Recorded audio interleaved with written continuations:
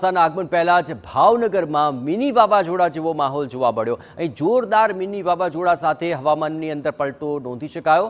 ખાસ કરીને ભાવનગરના ગ્રામ્ય પંથકની અંદર પ્રચંડ ધૂળની આંધી જોવા મળી। ધૂળ સાથે અત્યંત ભારે પવન ફૂંકાયો, જેને કારણે ઝીરો વિઝિબિલિટી જોવા મળી હતી। આ ઉપરાંત ધૂળની આંધીને કારણે વાહન ચાલકોને ભારે હાલાકી ભોગવવાનો વારો આવ્યો છે।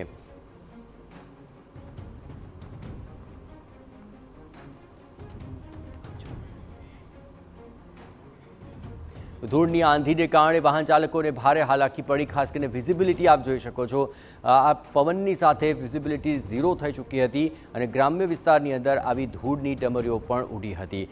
જોકે આ માહોલની અંદર આગામી સમયની અંદર પણ વરસાદ પડ્યો અને તેને લઈને વાહન ચાલકોને પણ ભારે હાલાકીનો સામનો કરવો પડ્યો હતો।